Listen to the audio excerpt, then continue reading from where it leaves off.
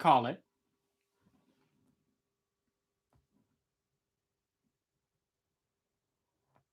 Heads.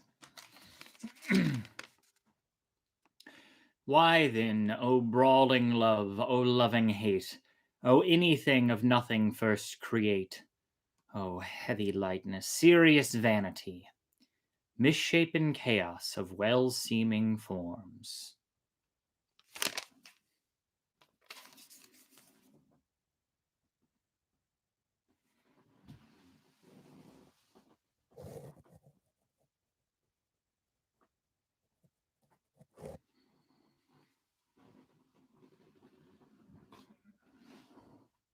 Hello, and welcome to Storytime with Isto.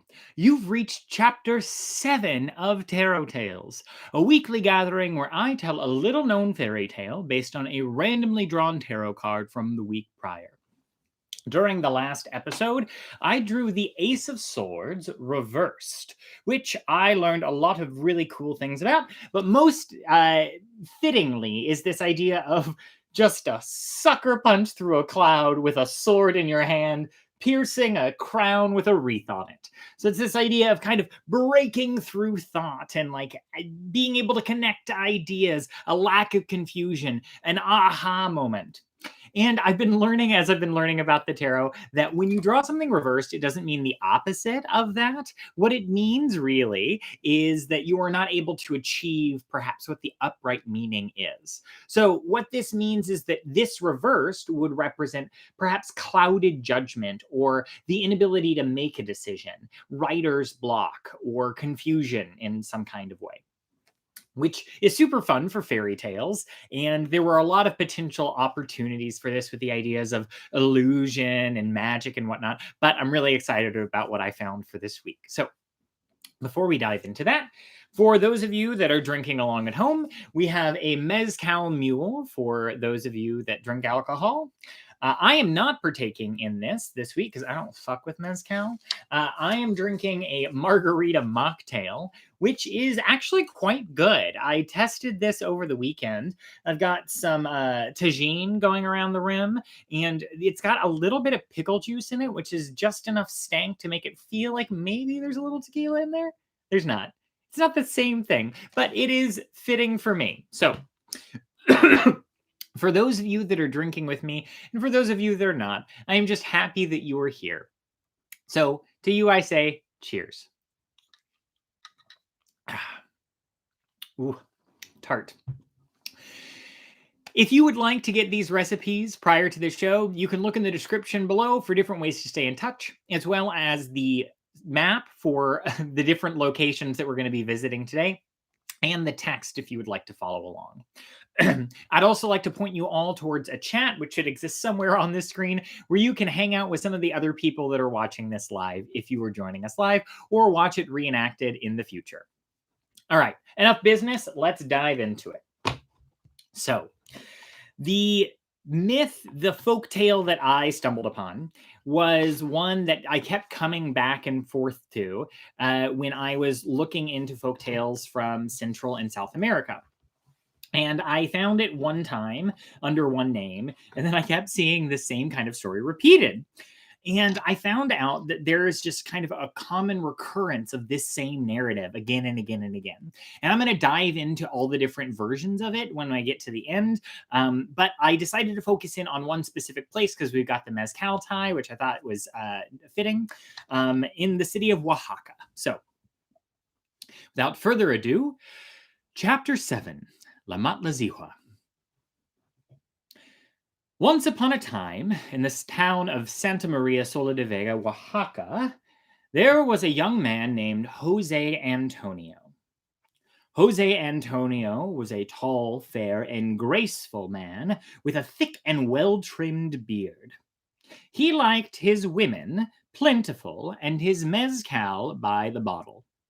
All right, first vocab word for the evening, mezcal, which some of you undoubtedly have heard of or know a little bit about. I did not know nearly as much about this as I thought that I did. So, mezcal is made from the agave plant, just like tequila. However, unlike tequila, it can be made from a variety of different agave plants, up to 30 different kinds of agave plant, which can account for whole different varieties of flavor. Whereas tequila is only made from the blue agave plant. Mezcal can also is primarily made by small batch distributors, whereas tequila is largely industrialized. So you've got these smaller distilleries that are making mezcal, which can also account for a variety of flavors. Mezcal is also a kind of liquor that is like Scotch or Roquefort cheese or Chardonnay or Champagne, I should say, in that it has an appellation of origin, which means it only is approved to be made in some specific places. So, specifically, Oaxaca is a really common place, and it can be made across different places in Mexico. Oh, I should say the other thing about mezcal is that the smoky flavor is because the heart of the agave plant is cooked in these fire pits, roasted for sometimes up to 3 days, which gives it that nice smoky flavor. And then the only other thing that you maybe would have heard about is this idea of a worm in a mezcal bottle. So I've drawn a little worm, can't you tell, in this mezcal bottle. Now, I saw a lot of cocktail websites that were saying, oh, they don't really have the worm in there. You don't want that. That's not going to be good mezcal. I'm not entirely sure, but I thought it was still really interesting. So it's actually not a worm, it's the larva of a moth, which infects the agave plant itself. It just looks a lot like a worm. And so then it would be plopped in here, sometimes for taste, sometimes as a marketing gimmick. But specifically, mezcal is traditionally drunk straight, perhaps with an orange or with what is called sal de gusano. I believe I'm saying that right, which is salt of the worm. So those larvae are roasted and crunched up with the salt and then rimmed with around the glass. I can't drink it. That's the only other thing I know. I will get flushed, but this has made me want to try a few more things. It's also showing up more and more in these craft cocktails, which is how we got this mezcal mule this evening. All right, enough about mezcal. What we need to know: our friend Jose Antonio really, really loves mezcal. He would often spend his evenings at work at his favorite bar, flirting with the local women. Now, Jose Antonio's father was a simple cowherd and would often say of his son's lustful ways, "Someday, Jose Antonio, God will punish you for deceiving women. Look at you. You're never at home. You don't work. One of these days you'll have a terrible scare. You go out at night and return at dawn. Something will surely happen to you. Take care, son, and always pray to God to protect you." "Yes, Papa. But don't you start on the same old, you should stop making love to the women. After all, I am a man." And Jose Antonio would laugh at his father, leaving him to worry about him as he got older. That was until Jose Antonio fell in love. One day, there was a great feast held way outside of the city. And to this feast, everyone flocked from 30 miles and more. Some walked, some rode, and some came in golden coaches. But all had on splendid dresses of red or blue, with wreaths of flower resting on their hair. It was the first time that Jose Antonio attended such an occasion, and he stood silently aside, watching the graceful dances and the pretty games played by the children. And as he watched, he noticed one beautiful woman in particular. She was dressed in white with scarlet pomegranates in her hair, and who seemed to him far lovelier than the rest. He could not take his eyes off her for the rest of the feast. The feast ended, and everyone went home. But throughout his entire day of work the next day, the youth continued to see the woman's face as he worked at the tannery. Pause again. Let's talk about tanning. So I was also not aware that tanning was the process of turning animal's hide into leather. Some different things that you may or may not know. The actual process of de-hairing, greasing, and desalting the skin was apparently titled odoriferous, noxious work, basically. And so tanneries were put to the side, the outskirts of town. And apparently that's still the case today. But specifically, tanning comes from the word tannin, which you may have known about from wine. It's a chemical compound that can be found in various different plants, and it is found in wine and gives that nice flavor. I'm not a sommelier, I have no idea. But I can tell you about changing skin into leather. So this tannin from barks would be used to help change the chemical composition of the animal skin, making it softer and more durable at times for human uses. So that's where we get tanning. It is no longer used. The bark tannin is no longer used. There's specific salts that are used. I think it's chromium salts. Anyway, down this rabbit hole. What you do need to know is that our friend Jose Antonio is on the outskirts of town with a whole bunch of stinky dead animals. He could not help but see the young woman's face as he worked at the tannery. And after work at the bar with his friends, hey, he continued to see the girl's face. And he paid all the other ladies no mind, for his thoughts were fixed on the woman he had seen at the feast. At night, sleep fled from him as he thought of this beautiful woman who was tossing, as he continued to think about this woman while tossing in bed. Jose Antonio's manner was so strong that his father noticed it. "You seem changed, my son." "I have seen a woman I cannot stop thinking about." His father was happy that this young woman might mean the end of Jose Antonio's mischief. Jose's distraction went on for some weeks further. Then, at last, chance favored him. One evening, as he was walking through the city, he saw her. She was standing with her back to the wall, trying to beat away with her fan the attacks of a savage dog that was leaping at her throat. Jose Antonio sprang forward, and with one blow of his fist, he stretched the creature dead upon the ground. We never addressed this again. I don't know why this dog needed to die. I also think it is suspect that we are so excited to see this young woman completely at a loss for protection as this dog was attacking her. But it's not going to address. We're not going to address it again. But we just needed to have a moment to say, gross, sad. All right. Stretch the creature dead upon the road. He then helped the frightened and half-fainting young woman into the large, cool veranda where her parents were sitting. And from that hour, he was a welcome guest in that house. And it was not long before he was the promised husband of the young woman, who he came to learn was named Julia. From the day of their wedding, Jose Antonio stopped making love to every woman who passed. But he did not stop his hard-drinking lifestyle. Each day after work, he would drink with his friends, hey, before he would head home. Now, about halfway along Jose's walk home, the road divided in two at the edge of a river. One path would take him home, and the other led across the river and into the forest.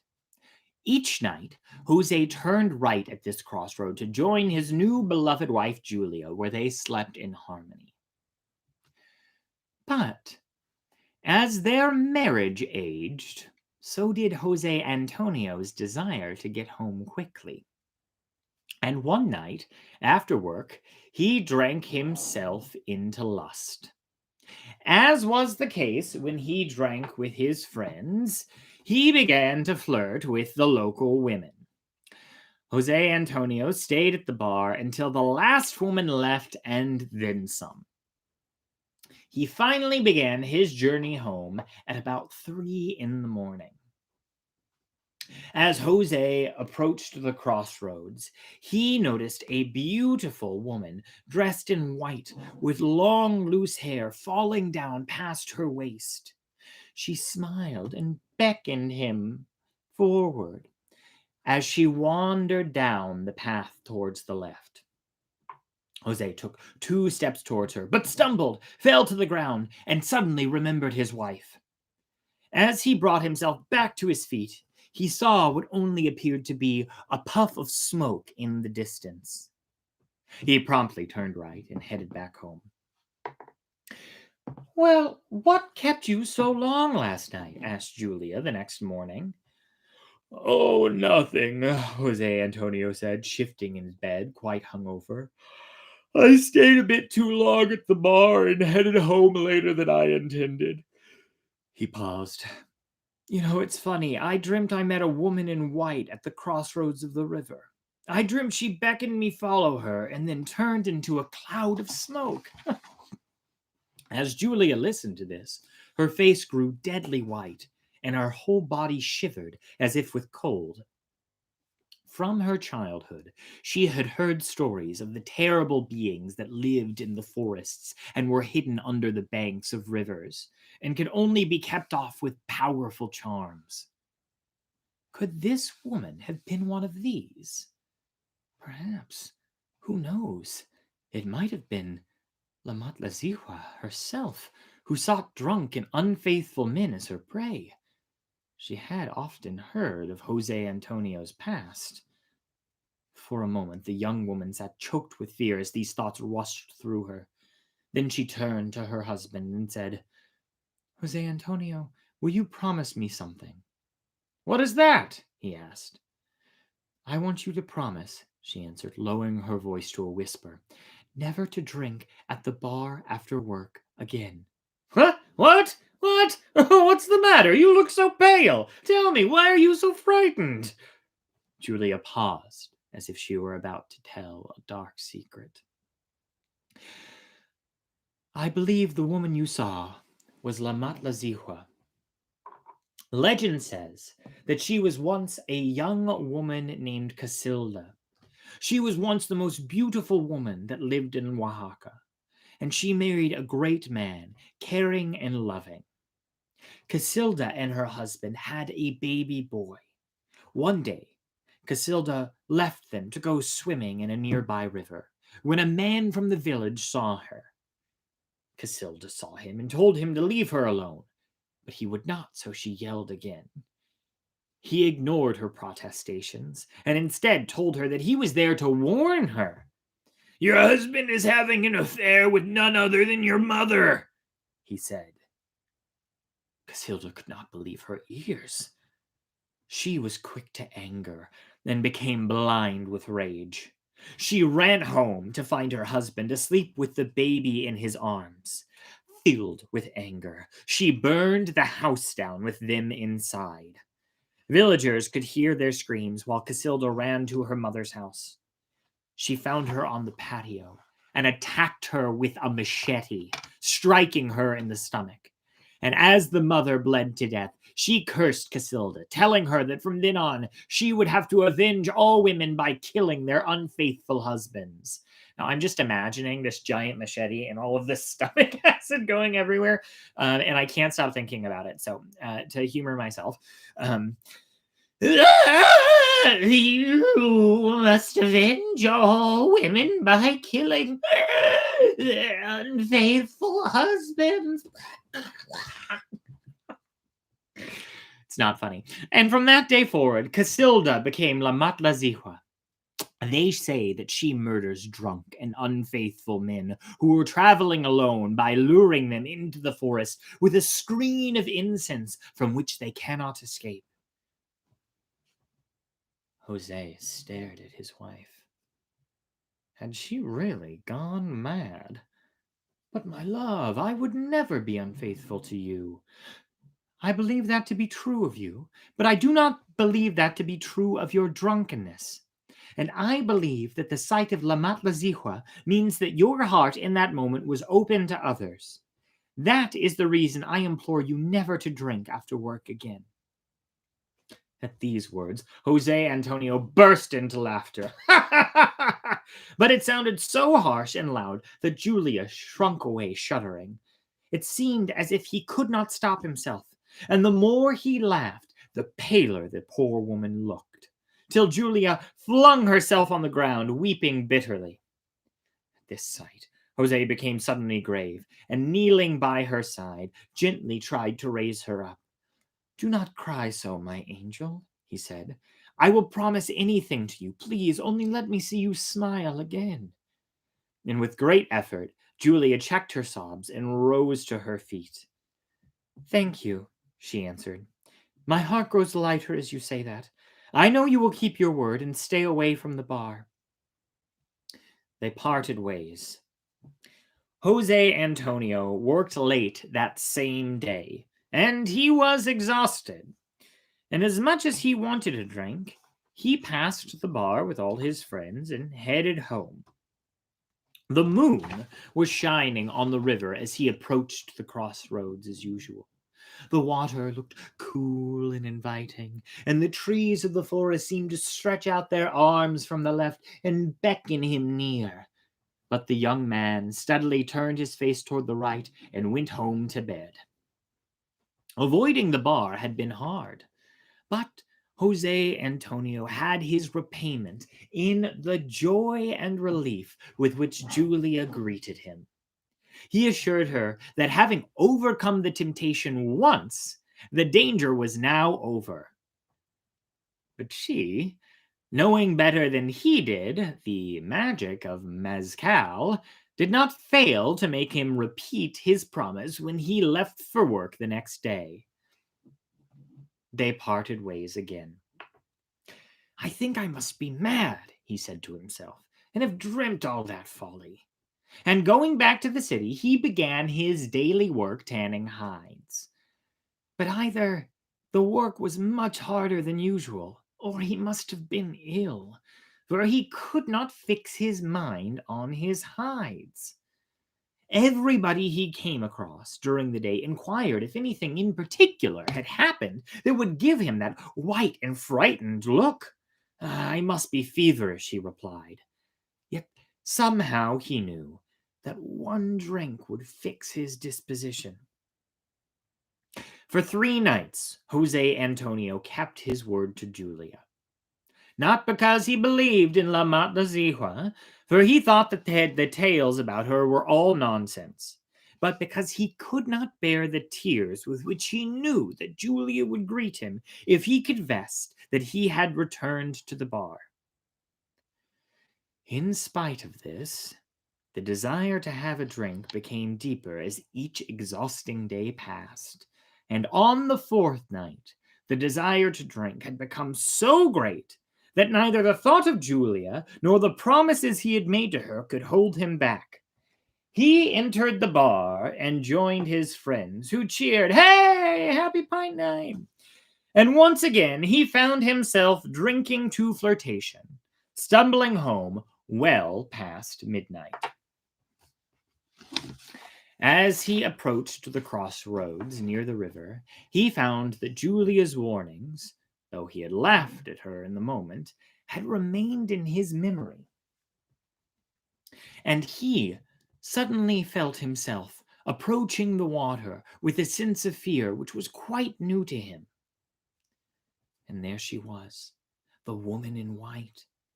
She looked at Jose Antonio, standing there with beautiful features, curly hair down past her waist, carmine red lips, cinnamon skin, and black eyes with a penetrating gaze. "Who are you?" he cried, standing upright instantly. She did not answer, but smiled and beckoned to him as she headed down the path to the left. A fine mist and the smell of flowers filled the air. His eyes followed the young woman as she headed down the path. Again, that awful feeling of fear took possession of him, and he tried to turn his eyes from the path, but it was no use. Something stronger than himself compelled him to keep him there. He tried to walk to the right, to head home, but at this attempt, his feet took him over the river and down the path to the left, following the woman in white. Jose Antonio felt his senses going and his will failing as he walked, soon coming to the base of a hill where the woman in white had stopped. Jose gathered enough of his wits to stammer, "Please, let me go home. I'll pay you whatever you want." And suddenly, he heard a whisper from him behind him cry harshly, "I don't want your money. I want your soul." And he turned to see where the voice had come from, but saw nothing. He then turned back towards the woman in white, but he did not see her. Instead, he saw a horrible woman with skeleton features and scraps of cinnamon skin holding loosely over her bloody bones. Her feet were joined into one singular cloven hoof. He began to scream as she dragged him down the path and up the hill. His screams were so loud and conveyed such pain and terror that one of his friends at the bar recognized his terrified voice. "Ah! Ah! Ah! Hey, that's that bastard Jose Antonio. It sounds like he's being hacked to death by a machete. Quickly, let's go find him." And they all went out searching with lighted torches, combing the entire plain without finding him. Finally, they climbed the hill. And as they climbed, they realized that the screams were coming from a high crag above them that was covered with spiny cactus. Only the bravest of the men dared to scale the steep cliff. And when they reached the peak, they found Jose Antonio completely naked and covered with deep scratches as if a tiger had raked his entire body with claws. They took him back down the hill and joined him with his wife Julia at home. After this experience, Jose Antonio no longer wanted to go to the bar. He told everyone that La Matlazihua had the face of death and that she told him that she was punishing him for preying on women. And if he kept on with his behavior, she would come back, and this time she would take him with her. The end. So I really love this story, in particular for the Ace of Swords reversed, for this idea of confusion and clouded judgment on a couple of different levels. So first of all, this idea of alcoholism, which we have reference to in the story, clouding your senses, the idea of addiction, then alcohol in general, and also lust and also love. There are all of these different levels in which this person, this human being, becomes so distracted by all of these things that he is not able to make sensible judgments. And I really loved it. And I should say that there are so many different versions of this same similar kind of story all the way up and down the Americas. So there's this idea of the Deer Lady, which is a Native American myth, all the way down to Yara, which is kind of the base of this story in Brazil. And then in the Andes, there's one of these as well. I am not going to butcher the pronunciation of all of these, but I put a link to each of these individual stories and these myths in the text for this story. So it's the very first thing on the first page. If you want to read about them, they're really, really fascinating. And some of the common through lines are a woman in white who burns or murders her children. Sometimes she's weeping. Typically she's in white. Sometimes she's in like black, scary, spooky dresses. Sometimes she meets you at a crossroads. Sometimes she has a cloven hoof, or 1 foot, or a wooden leg. The La Ciguanaba is actually a version where the woman reveals that she has a horse's head, or sometimes a horse's skeleton head, which is actually why I went with the Mezcal mule. But all of these like really cool succubi stories exist and make different appearances in folktales, specifically around this woman preying upon drunken, philandering men as a way of retribution, and perhaps like making herself feel better about the murder of her children. There's also this idea of Holder in Scandinavia, where that kind of siren and succubi myth makes its way across the pond too. So anyway, lots of through lines, and I love this absolutely gorgeous little creature, which I found in a folio. I found a cool little folio picture. So, anyway, that is our story for this week. Thanks for sticking in there with me. It is time for us to draw the card for next week. Ha-cha-cha, ha-cha-cha, ha-cha-cha. And let's give it a draw, folks.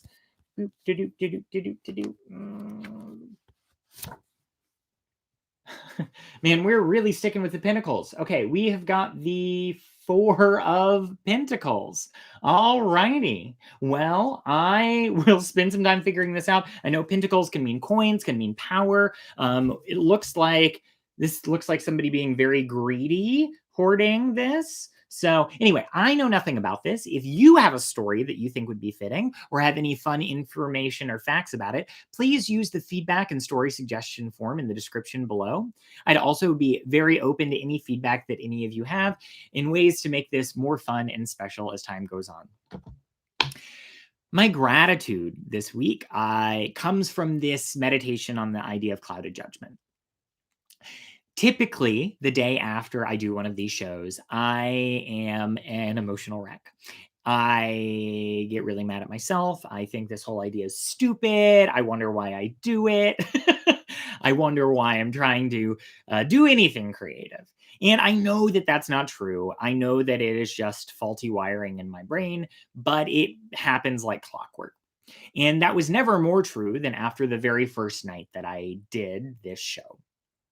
And I was saying a whole bunch of really mean things to myself when I got a message on Instagram from a woman named Caroline who goes by the handle Red Moon Venus. And you may have seen her in some of the comments, either on social media or on YouTube, but she's from France, somehow stumbled upon this channel, found it, messaged me, shared all the cool tarot decks that she was using, and continued to send me different folk tales that were thematically appropriate. And that was exactly what I needed, was a random stranger from a different country to find this randomly, find it cool, and reach out and just say, hey, this seems neat. I like this thing that you're doing. And on my hardest days, I think about that. And I thought about her a lot over this last 2 weeks. So, Caroline, thank you so much. You have no idea what your messages have meant to me. And folks, I'm going to include a link to her channel in the description of this video afterwards. And I'll also tag her on Instagram. So please send some love her way, subscribe to her channel, give her some likes, or follow her on Instagram. That would mean a lot to her as it does to me. So that's all we have, folks. May you be happy. May you be healthy. May you treat yourself with love and respect. May you continue to grow and find the strength to persevere through the painful parts of growth. May you find inspiration all around you. And may you find peace. Thank you for joining me this week. Until next week, bye, y'all.